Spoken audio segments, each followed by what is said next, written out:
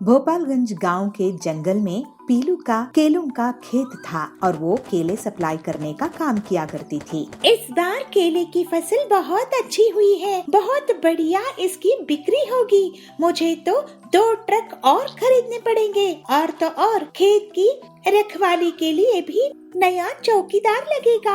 उसके पास हरिया काका चौकीदारी करता था। हरिया काका की उम्र हो चुकी थी। हरिया, तुमने मेरे लिए बहुत साल काम किया है, तुम बहुत ईमानदार हो, लेकिन अब तुम्हारी उम्र हो चुकी है, इसलिए अब तुम चौकीदारी का नौकरी के लायक नहीं रहे। अब तुम घर में ही आराम करो, मैं नया चौकीदार रख लूंगी। अरे पीलू मैडम, नया क्यों? मेरा लड़का बंटी है ना, उसको आप चौकीदार बना लो। पर आप तो कहते थे कि वो मोबाइल में ही खेल खेलता रहता है। हाँ, कुछ काम करेगा तो मोबाइल भी छूट जाएगी। फिर पीलू तैयार हो जाती है और हरिया घर आकर अपने बेटे से मिलवाता है। बंटी अभी भी फोन में ही खेल खेल रहा था। अरे नालायक, दिन भर फोन में ही घुसा रहता है।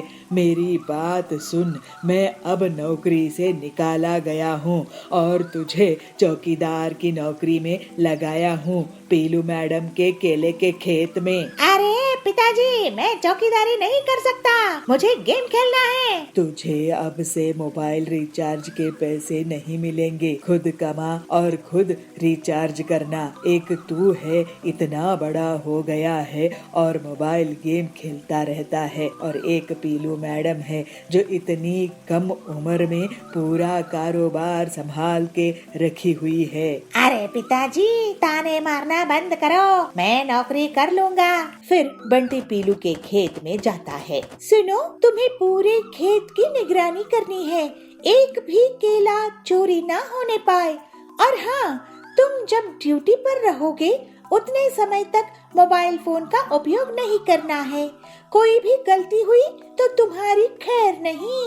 बंटी हाँ में हाँ मिलाता है और ड्यूटी करने लगता है, लेकिन जल्द ही बोर हो जाता है। अरे ये कैसी बोरिंग नौकरी है, केले ही तो है, कोई 1-2 ले गया तो क्या। मेरे सारे दोस्त ऑनलाइन मोबाइल में गेम खेल रहे हैं और मैं यहाँ बैठा हूँ। एक काम करता हूँ, मैं केले में ही मोबाइल डाल देता हूँ, मैडम को पता नहीं चलेगा और मैं केले में गेम खेला करूँगा। ऐसे ही एक दिन पीलू उसे देखती है। अरे तुम हर समय ये केला क्यों देखते रहते हो? तुम्हें केले के खेत की निगरानी करनी है, केले की नहीं। अब वो मैडम, ये केला मुझे मेरी ड्यूटी याद दिलाता है। पीलू ये सुनकर खुश हो जाती है और इसका फायदा उठाकर बंटी गेम खेलता रहता है और उसके पीछे से चोर केले चुरा कर ले जाते थे। एक दिन अचानक से पीलू उसको केले से बात करते हुए देखती है। ये पागल हो गया है क्या? केले से बात कर रहा है, लगता है इसने केले में मोबाइल छुपा कर रखा हुआ है और मुझे बेवकूफ बना रहा है। अरे दोस्त, मैं यहाँ मजे से केले में मोबाइल छुपाया हुआ हूँ और कुछ केले चोरी भी हो गए तो किसको पता चलता है। पीलू तुरंत जाकर बंटी को पकड़ लेती है और उसे केला फोन छीन लेती है। तुम्हारी ये हिम्मत कि तुम केले में फोन लगाकर बकवास कर रहे हो। अब तुम यहाँ खेती करोगे और जितने केले चोरी हुए हैं उतने पेड़ उगाकर मेरे नुकसान की भरपाई करोगे, उसके बाद ही तुम्हें तुम्हारा फोन मिलेगा। पीलू मैडम, मुझे माफ कर दो, मेरी पिताजी इतने ईमानदार थे और मैं नालायक निकला।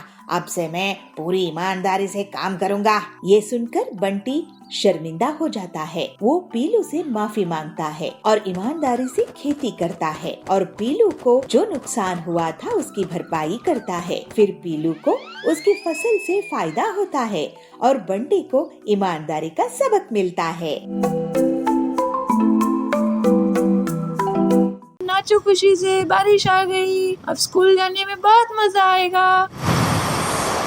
गर्मियों का मौसम खत्म हो चुका था। जंगल में बबलू हाथी और पिंकी मोरनी दोनों बरसात का बहुत ही बेसब्री से इंतजार कर रहे थे। उन्हें बरसात में स्कूल जाना बहुत अच्छा लगता था, मगर गर्मी इतनी थी कि जाने का नाम ही नहीं ले रही थी। जंगल के सभी जानवर इस तेज गर्मी से बहुत परेशान थे। सबका हाल गर्मी से बेहाल हो चुका था। बबली हाथी घूमते हुए जंगल से जा रहा था कि उसे पिंकी मोरनी मिलती है। अरे बबलू, यूँ अकेले अकेले कहाँ जा रहे हो? तुम मुझे तो बताओ कहाँ जा रहे हो इतनी जल्दी जल्दी में? अरे पिंकी, क्या बताऊँ, इतनी तेज धूप निकल रही है, इस गर्मी में तो मेरा हाल खराब हो चुका है। क्या बताऊँ, सब के सब जानवर परेशान हो चुके हैं इस सूरज की वजह से। बताओ, गर्मियों का मौसम खत्म हुए महीने हो गए, मगर बरसात का नामो निशान ही नहीं है। इसलिए मैं पास ही के स्विमिंग पूल में नहाने के लिए जा रहा हूँ। अरे बबलू, मगर आज ही मौसम विभाग ने बताया है कि आज बारिश होने की संभावना है। क्या पिंकी, तुम भी कैसी बातें कर रही हो? देख रही हो मौसम को, कितना तेज सूरज निकला हुआ है। ऐसे में बारिश कहाँ से होगी? भला तुम्हें ऐसी बातें नहीं करनी चाहिए। देखते ही देखते अचानक से आसमान में काले बादल छट जाते हैं और सूरज बादलों के पीछे छुप जाता है। बारिश होने लगती है। यह देखकर बबलू हाथी और पिंकी मोर दोनों नाचने लगते हैं। देखा ना बबलू, मैंने तुमसे कहा था ना,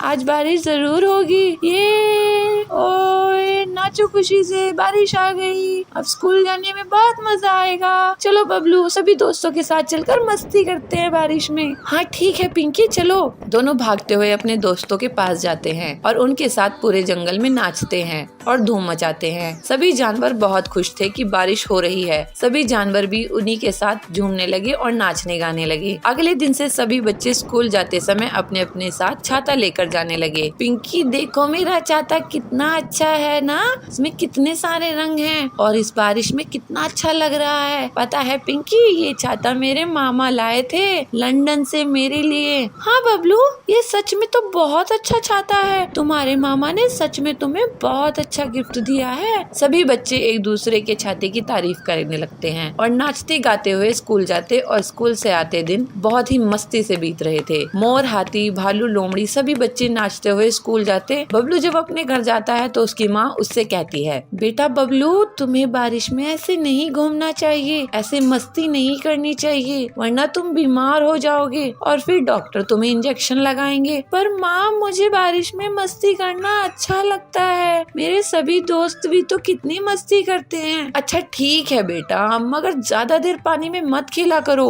और गंदे पानी में तो भूलकर भी नहीं खेलना। मगर वह छाते को बारिश में बंद करके बारिश में भीगते हुए घर आता है। आज उसने देखा कि एक बूढ़ी लोमड़ी बारिश में भीग रही थी। दोस्तों, वह अम्मा बारिश में भीग रही हैं क्योंकि उनके पास छाता नहीं है और हम सभी छाता होते हुए भी जानबूझकर भीग रहे हैं। हमें उनकी मदद करनी चाहिए, चलो उनकी मदद करते हैं। बबलू हाथी बूढ़ी लोमड़ी के पास जाता है और उसे अपना छाता दे देता है। अम्मा, ये छाता आप रख लो, आप भीग रहे हो, आप अगर बारिश में ऐसे ही भीगते रहे तो बीमार पड़ जाओगे। पर बच्चे, तुम अगर ये छाता मुझे दे दोगे तो तुम क्या लेकर जाओगे? तुम भी तो बीमार पड़ सकते हो ना। नहीं अम्मा, मुझे कुछ नहीं होगा, मेरी इम्यूनिटी बहुत स्ट्रॉन्ग है, मुझसे ज्यादा इसकी जरूरत आपको है। तुम बहुत प्यारे बच्चे हो, भगवान तुम्हें लंबी उम्र दे। बबलू उसे अपना प्यारा छाता दे देता है और फिर से नाचते गाते हुए अपने घर आ जाता है और अपनी मम्मी को पूरी बात बताता है। उसकी मम्मी को भी यह सुनकर बहुत खुशी होती है।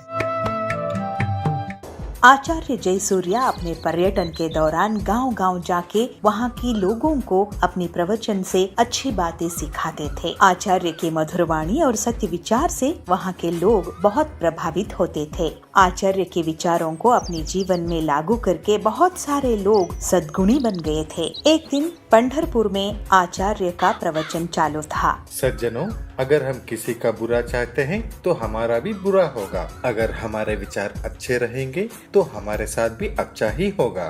कितना सीधा साधा है यह विचार। आचार्य की प्रवचन चालू था तो तभी वहाँ पे एक आदमी आके पहुँच जाता है और आचार्य की पैर पे साष्टांग नमस्कार करते हुए यह कहता है, आचार्य जी, मुझे बचा लीजिए, मैं तो आपकी शरण में आ गया हूँ।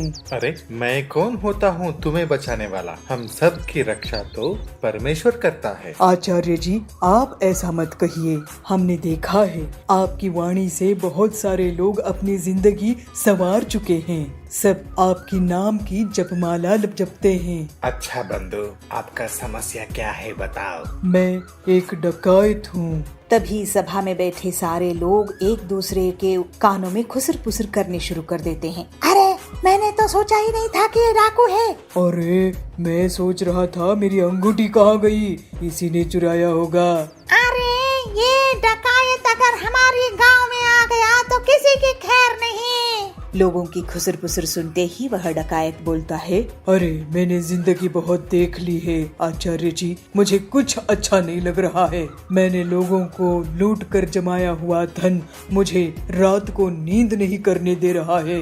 अरे तुम्हारे कर्मों का तुम्हें पश्चाताप है तो तुम्हारी समस्या क्या है? आचार्य जी, मैं ये सब छोड़ के सीधी साधी जिंदगी जीना चाहता हूँ, इसीलिए आपकी शरण में आया हूँ, मुझे मार्गदर्शन कीजिए। आचार्य डकायत की दुविधा समझते हैं और उसे कहते हैं, अरे वो तो बहुत ही आसान है। आज से अपना कुकर्म छोड़ दो और ये मन में ठान लो और उसी के पथ पे चल पड़ो।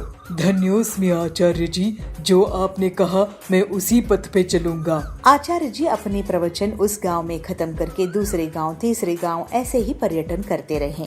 तो एक दिन वही डकायत फिर से आचार्य जी से मिलता है। आचार्य, आपने जो कहा था उस रास्ते पे चलने की मैंने बहुत कोशिश की, मगर क्या करे, मेरे हाथों को चोरी करने की आदत हो गई है, छूट ही नहीं रही है। आचार्य, कोई दूसरा उपाय बता दीजिए ताकि मैं भी अच्छा इंसान बन के जिंदगी बिता सकूं। आचार्य हंसते हुए कहते हैं, अच्छा ये बात है, तुम आदत से मजबूर हो तो ठीक है, तुम हर दिन अपने ही काम करते रहना, मगर तुम जो भी काम करोगे उसे मेरे प्रवचन में आके बताते रहना, तब तुम्हें कोई पाप नहीं लगेगा। आचार्य की बात को सुन के डकायत को अच्छा लगा तो कहता है, अरे ये तो आसान है, मैं चोरी भी करूंगा मगर पाप भी मुझे नहीं लगेगा। आज से ही मैं जो भी चोरी करूंगा आपके प्रवचन में आके सबको बता दूंगा। ऐसे कह के डकायत वहाँ से निकल जाता है और कितने ही दिन बीत गए मगर डकायत वापस नहीं आता है आचार्य के पास। तभी अचानक एक दिन आचार्य के शिष्य को उसकी याद आती है और शिष्य कहते हैं, गुरुजी, कितने दिन हो गए लेकिन वो डकायत तो आज तक आपके पास वापस आया ही नहीं, तो इसका मतलब आपका बताया हुआ बातों से उसके ऊपर कोई भी प्रभाव नहीं हुआ क्या? ऐसा नहीं है मेरा शिष्य, उस पर प्रभाव हुआ है तभी उसी ने वापस नहीं आया। मेरा कहना है उसने चोरी करना छोड़ दिया होगा, इसीलिए उसने यहाँ नहीं आया है, वरना वो कभी का आ जाता। मगर गुरुजी, ये कैसे हो सकता है? उस डकायत को अपने चोरी करना छोड़ने की लालच थी। चोरी करना बहुत ही आसान है शिष्य, लेकिन उसे सबके सामने ऐलान करना, अपने आप को उससे प्रायश्चित करना बहुत ही कठिन होता है और यह बात उसे समझ में आ गया है। और अच्छे काम करने की बातें मेरे पास आके बताने की वजह भी नहीं है और इसीलिए मुझे तो विश्वास है वो डाकू सुधर गया होगा। ऐसे कह के आचार्य अपने शिष्य को विवरण देते हैं। और एक दिन आचार्य की प्रवचन चल रही थी तो उसी गांव में रहने वाला वह डकायत आचार्य को मिलने आया और आचार्य से कह रहा है, आचार्य, आपकी वाणी ने मेरे जीवन की पथ ही बदल दी। मैं अब जिंदगी से बहुत खुश हूँ। उस दिन से आज तक मैंने एक भी चोरी नहीं की।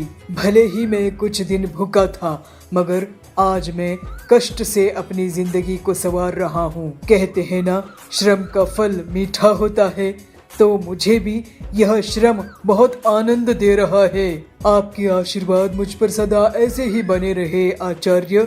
ऐसे कह के साष्टांग नमस्कार करता है। यह बातें सुनकर आचार्य की मन भी बहुत प्रसन्न हुआ और वह डकायत को कहते हैं, अब तुम्हें कोई प्रायश्चित की जरूरत नहीं है, अब तो तुम सदाचारी बन गए हो, तुम सदा सुखी रहो। ऐसे कहते हुए आचार्य अपने प्रवचन के लिए अगले गांव निकल पड़ते हैं। हीरापुर के जंगल में पीलू अपने पति बबलू के साथ रहती थी। वो दोनों पति पत्नी पंक्चर बनाते थे। ऐसे ही एक दिन टिल्लू उनकी दुकान में पंक्चर बनवाने के लिए आया। अरे मैडम, आप पंक्चर बना रही हैं? हाँ भाई साहब, मैं औरत हूँ तो क्या पंक्चर नहीं बना सकती? आप फिक्र ना ना करे, हम लोग बहुत अच्छे से पंक्चर रिपेयर करते हैं, आपको शिकायत नहीं होगी। ये तो बहुत खुशी की बात है। टिल्लू के जाने के बाद बबलू कहता है, आज का दूसरा ग्राहक था ये। इतनी मेहनत के बाद भी कमाई नहीं होती है। पीलू एक दिन वो अपने पति से कहती है, सुनिए जी, हमारा ज्यादा फायदा नहीं हो रहा है क्योंकि हम दिन में सिर्फ 20 पंक्चर ही ठीक कर पाते हैं। हम कम से कम 30 पंक्चर बनाने होंगे। अच्छा, तो मैं कोई जुगाड़ करता हूँ। उनकी दुकान से कुछ दूरी पर कालू कव्वे की भी पंक्चर की दुकान थी। वो पीलू की बात सुनकर हिसाब लगाता है। पीलू चिड़िया, 30 नहीं, मैं तो 50 पंक्चर ठीक करूँगा अपनी दुकान में और तुम्हारी दुकान बंद करवा दूंगा। तो और 50 पंक्चर मेरे पास ठीक करवाने आएंगे, लेकिन उसके लिए मुझे एक चाल चलनी होगी। फिर कालू अपनी पत्नी सुंदरी को बहुत सारे कील देता है और अपनी दुकान से पहले खड़ा कर देता है। सुंदरी आने वाली गाड़ियों के नीचे कील फेंक देती थी, जिससे गाड़ियाँ पंक्चर हो जाती थी और फिर सुंदरी और कालू उनको अपनी दुकान में ले आते थे। इस तरह से वे लोग बहुत पैसे कमाने लगे। अरे, आपने देखा कि कालू कैसे लोगों की गाड़ियाँ पंक्चर करके उन्हें ठीक करता है और पैसे कमा रहा है। हाँ, ये बहुत गलत कर रहा है, एक दिन बहुत पछताएगा। लेकिन पीलू और बबलू के पास ग्राहक बहुत कम हो जाते हैं। इस बीच पीलू भाभी, ये देखो मैं आप लोगों के लिए क्या लाया हूँ। ये है ऑटोमेटिक पंक्चर बनाने की मशीन। देखने में साधारण हवा भरने वाले पंप जैसी लगती है, लेकिन इससे आप लोग दिन में 100 पंक्चर बना सकोगे। लेकिन हरिया भाई, हमारे पास तो आजकल 10 ग्राहक भी नहीं आते हैं। फिर पीलू हरिया को कालू और सुंदरी के बारे में बताती है। तो हरिया तोता कहता है, तुम अपनी ईमानदारी मत छोड़ना, बाकी ऊपर वाले के हाथ में है। मैं आज से स्कूल और ऑफिस में लेटर दे के आऊंगी कि हमारे यहाँ ऑटोमेटिक पंक्चर बनाने की मशीन है और जो ग्राहक आएंगे उसे हम 50% डिस्काउंट देंगे। ऐसे पीलू सोचती है। तो बबलू कहता है, आइडिया तो अच्छा है पीलू, कम से कम खाने के लायक पैसे तो आएंगे, नहीं तो कालू ने तो हमारी दुकान बंद ही करवा दी है। क्यों बबलू, ये मेरी नई कार कैसी लग रही है? सिर्फ दुकान बंद करके तुम मेरे नए घर आना। बबलू पीलू, देखना हमारी दीवार जितनी टीवी है, डबल डेकर फ्रिज है और सुंदरी के पास तो गहने भी है। तुम्हारी तरह गरीब नहीं है हम लोग। तो पीलू कहती है, जाओ कालू जाओ, हम ईमानदार थे, हैं और रहेंगे। कालू उनकी हंसी उड़ाकर चले जाता है। इसी तरह कुछ दिनों के बाद तेज रफ्तार से बड़ी सी गाड़ी आ रही होती है। सुंदरी ये देखकर सोचती है, अरे इतनी बड़ी कार, इनसे तो 1000 रुपए लूंगी पंक्चर ठीक करने का। और वो कार के नीचे कील फेंक देती है। कार डगमगाते हुए रुक जाती है। जैसे ही कालू और सुंदरी उसके पास जाते हैं, उसके अंदर से डाकू निकलते हैं। मैंने देखा कि तूने हमारी गाड़ी पंक्चर की थी, डाकुओं से चोरी, अभी हम तुम्हारा घर लूटेंगे। फिर वो डाकू कालू के घर से रुपये, गहने और फिर कालू की कार चुराकर भाग जाते हैं। हाय, हम लुट गए, बर्बाद हो गए। सारी चोरी की कमाई चोरी हो गई। अब आगे से कसम खाते हैं ऐसा नहीं करेंगे। कालू कसम खाता है। तो पीलू कहती है, हमारी दुकान बंद करने चले थे, खुद ही दुकान लूट बैठे। इसके बाद पीलू और बबलू अपनी मशीन से पूरे जंगल के लोगों की गाड़ी का पंक्चर ठीक करते थे और जल्दी ही वो लोग बहुत अमीर हो गए। फिर दोनों पति पत्नी खुशी खुशी ईमानदारी से रहने लगे। बंटी अपनी बहन पीलू से मिलने के लिए एक गांव में गया। पीलू उसको देखकर बहुत खुश हुई। बंटी भैया, कैसे हो? आपको देखकर बहुत खुशी हुई। आपके जीजा दिन ब दिन कंजूस होते जा रहे हैं, इसलिए कहीं जाने के लिए वो पैसे भी नहीं देते। क्या बात कर रही हो पीलू बहन, जीजा जी इतने कंजूस है क्या? हाँ, आपको यकीन हो जाएगा जब आप उनसे मिलोगे।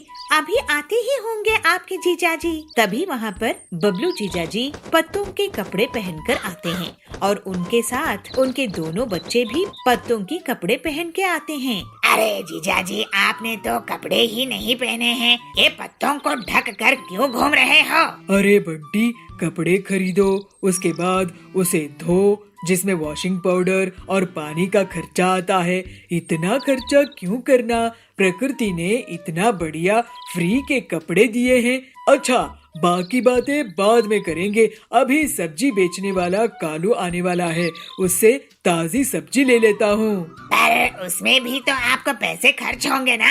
तुम देखते जाओ अपने जीजा जी का कमाल। फिर कालू के ठेले से बबलू कुछ सब्जियों को अपने घर के पीछे फेंकने लगा। अरे इतनी खराब सब्जियाँ, इन्हें तो इस ठेले में होना ही नहीं चाहिए। अरे तुम इतने फेंको मत, नहीं खरीदना है तो मत खरीदो। अरे जाओ कालू जाओ, मुझे तुमसे सब्जियाँ नहीं खरीदनी है। कालू वहाँ से चला जाता है और बबलू फेंकी हुई सब्जियों को लाकर पीलू को दे देता है। ये देखकर बंटी हैरान रह जाता है। अरे ये सब्जियाँ बेकार नहीं है, बस कुछ दाग लगे हैं, इन्हें साले साहब के लिए बना लो पीलू। ऐसे ही जब वो सब खाने के लिए बैठते हैं तो सब्जी कम और पानी ज्यादा था। अरे दीदी, सब्जी तो इसमें है ही नहीं। इतनी ही सब्जी डालने की इजाजत है तुम्हारी जीजा जी से। इससे ज्यादा सब्जी इस्तेमाल करूंगी तो वो नाराज हो जाएंगे। ये सब्जी पचने में बहुत आसान है साले साहब, खाओ खाओ, जितना मन करे खाओ। बंटी अब वहाँ से जाने के बारे में सोचने लगा। जल्द से यहाँ से वापस चला जाता हूँ, नहीं तो कुछ दिनों बाद सिर्फ खाना सूंघने के लिए मिलेगा। अगले दिन दीदी, मैं चलता हूँ, बहुत दिन रह लिया। बहुत दिन कहाँ भैया, 2 दिन और रुक जाओ ना। अरे तुम्हें मैं पास के पहाड़ दिखा लाऊंगा, रुक जाओ, वहाँ की गरम गरम चाय भी पिलाऊंगा। अब इतनी दूर से आए हो, इतना तो मैं तुम्हारे लिए कर ही सकता हूँ ना साले साहब। अपने जीजाजी का कहना वो नहीं टाल पाया और रुक गया। बंटी को लगता है कि जीजाजी उसको खातिरदारी करने वाले हैं। चलो, आखिर जीजाजी मुझे कह रहे हैं घुमाने खिलाने के लिए, तो मैं रुक जाऊंगा। शाम में बबलू बंटी को घर से बाहर बुलाता है। साले साहब यहाँ आओ, बैठो। अरे ये क्या जीजाजी, ये तो पत्थर है, इसमें आप क्यों बैठते हैं? और ये इतना बड़ा पोस्टर यहाँ क्यों है? अरे पहचाने नहीं क्या, मैं तुम्हें पहाड़ी दिखाने वाला था ना, ये वही पहाड़ है। अब वहाँ जाने में बहुत पैसा खर्च होता है, तो मैं अपने दोस्त से ये पोस्टर मांग कर ले आया हूँ। और ये पियो गरम गरम चाय, घर की भी बनी है, वहाँ जाकर पीने की मजा भी आएगा। और खर्च क्यों करना है इन सब में? लेकिन जीजाजी, ये तो कोई घूमना नहीं हुआ। क्यों, तुम क्या चाहते हो? मैं पैसे खर्च करूं, गरीब हो जाऊं, कि पैसे बचाऊं और अमीर हो जाऊं? मैं तो कहता हूँ तुम भी कपड़े छोड़कर पत्ते पहनने लगो। ये सुनकर बंटी का सिर चकरा जाता है, वो वहाँ से तुरंत भाग जाता है। अरे ये तो भाग गया, चलो भाग भाग कर घर पहुँच जाएगा तो ट्रेन के पैसे बचेंगे। हे भगवान, कैसे जीजा मिला है।